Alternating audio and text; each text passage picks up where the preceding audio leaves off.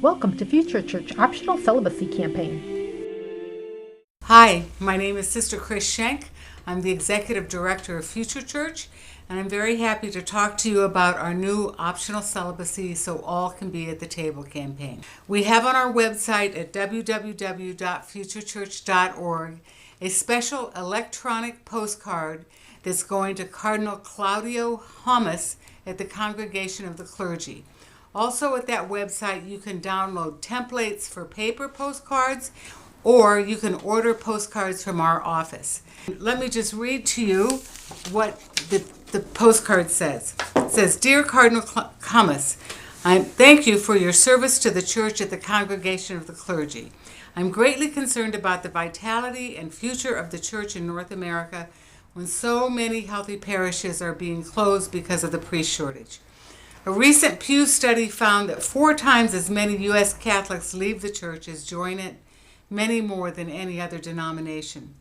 Thousands of Catholics in the developing world have minimal access to Mass and the sacraments because of too few celibate priests.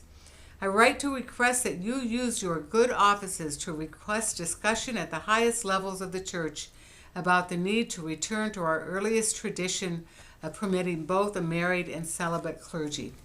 We have postcards for your local bishop as well as postcards for Cardinal Hummus. Working on optional celibacy is nothing new for Future Church. We've been doing this since 1990 when our founding parishes called for opening ordination rather than lose access to the Mass because of the priest shortage." Around the world, there's a severe shortage of Catholic priests.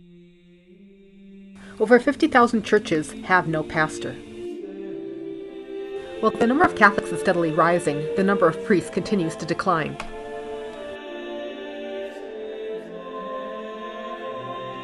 Mandatory celibacy rules can deter quality candidates from entering the priesthood. Bill Appleton is one of many qualified men who decided not to go into the priesthood. I completed the first year and a half and was about to start what would be the equivalent of the novitiate year. And it really struck me that the whole issue with mandatory celibacy was really not going away. It just kept coming back and back in my mind, and I really struggled with it. And to be honest with you, the thing that really did it for me was a spiritual director of mine who I had been seeing for a while posed a question to me, and it was a simple question, but she said to me, "When are you at your best self?" Mm-hmm. And I really thought about that question for quite a while, and it came to me that really I'm at my best self when I'm in a loving romantic relationship. And it really hit me that if that's true, if I'm my best self when I'm in a loving romantic relationship, God would not ask me to not be my best self. It really was this internal struggle. If the Church changed the rules and said, yes, you can be a priest and you can be a married priest, would you consider it? It is something that I would consider. Mandatory celibacy causes a priest shortage by deterring quality candidates from the priesthood and by requiring priests who want to marry to leave their clerical positions. When you're in training, you are told to take for granted that you'll be a celibate. And you think, you're led to believe it'll be okay. You'll have the power from God, you'll have the grace to take care of it. But it doesn't, let me tell you, that's a myth. If that were true, there wouldn't be 25,000 plus married priests in this country and a few 100,000 throughout the world, plus the countless priests that are having relationships with women or men. Celibacy never really worked. 125,000 priests have left to marry in the last 50 years. One is Ron Hindelang. I have always loved being a Catholic priest. At the same time, the years that I was living as a celibate priest, I was feeling more and more an emptiness in myself that was crying to be answered. And since Jean and I have gotten married, I feel more whole than I've ever felt. I'm sort of trying to listen to the way God's Spirit is calling me or calling us to minister now, not waiting for the day when the Church formally has a married priesthood. Catholicism is the only Christian denomination that has a shortage of clergy, as Chris Schenck explains. In the December 2003 issue of America, they published a study by Professor James Davidson from Purdue University.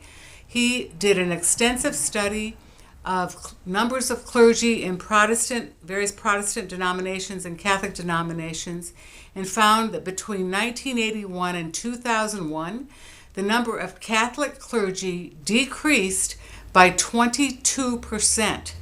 With regard to the Protestant denominations, no denomination had a decrease in clergy.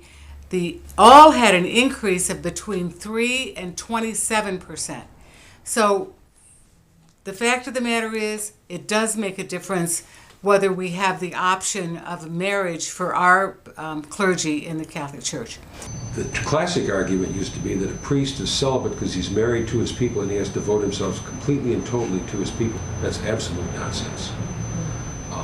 I served in the military 20 years with Protestant chaplains and Jewish chaplains. Let me tell you, those guys were just, if not more, dedicated to their people, to their ministry, and they had wives and families as any celibate priest I've ever known.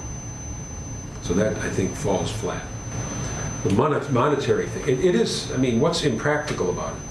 Why can't you have ordained men as priests who have full-time jobs somewhere and function part-time as a priest, or half and half, as we're doing with permanent deacons, as many Protestant denominations do?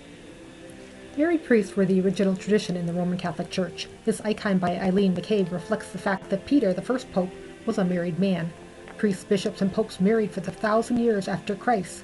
FutureChurch's optional celibacy campaign is aiming to restore the 1,200-year tradition of having both a celibate and married clergy.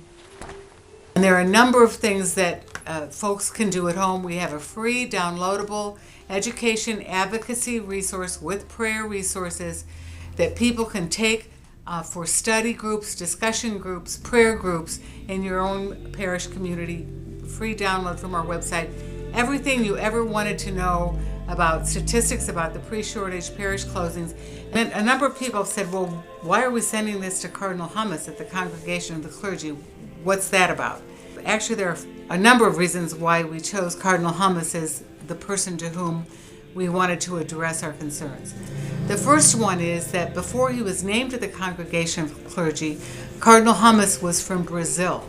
And at the International Synod on the Eucharist and in 2005, he was among the most outspoken about the impact of having inadequate priests to serve Brazil. He was so concerned that he said that Brazil may no longer be Catholic. We believe that having a married priesthood alongside our celibate priests will only enhance the vitality of the Catholic community.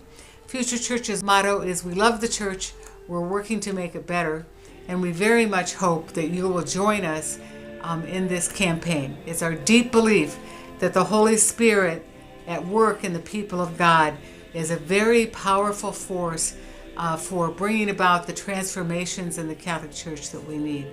So God bless you, and thank you very much.